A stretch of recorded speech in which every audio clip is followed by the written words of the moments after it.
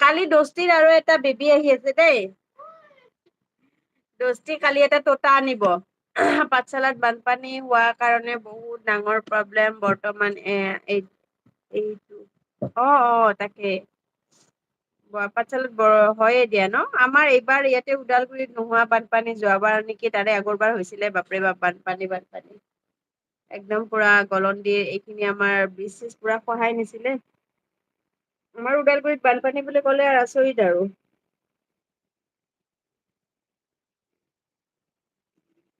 খালি দস্তিৰ আৰু এটা দস্তি আহিব।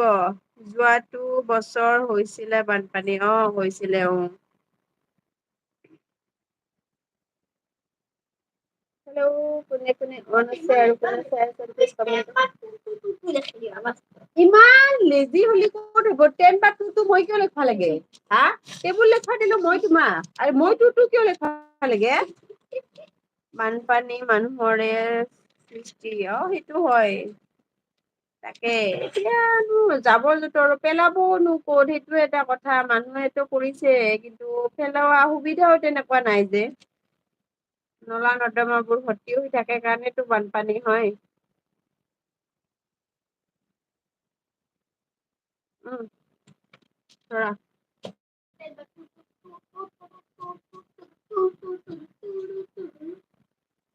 সকলো মানুহে কৰাই কাম কি কৈছা মানুহৰে সৃষ্টি।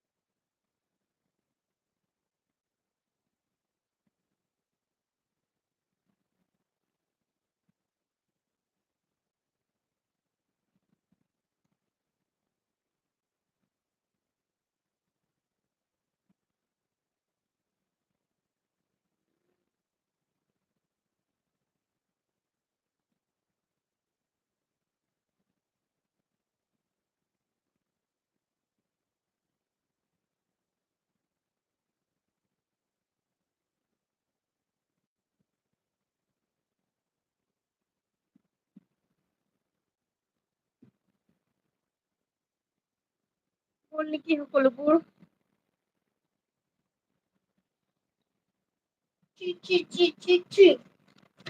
ঐ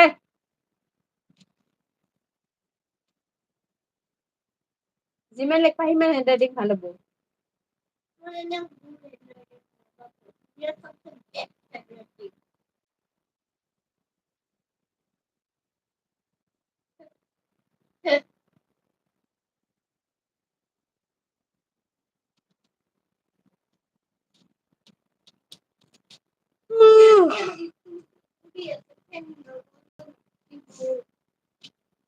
ইয়াতে আহা।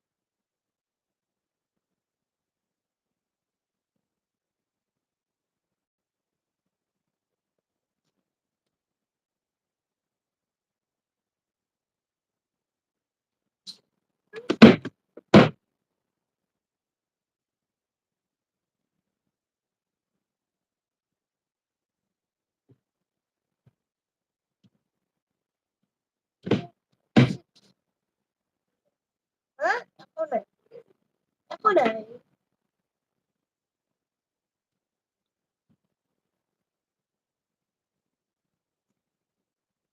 হেল্ল' কোনে কোনে চাই আছে প্লিজ কমেন্ট কৰক এটা এটা। লাইভটো 3জন মেম্বাৰ শ্ব' কৰি আছে কোনে কোনে চাই আছে।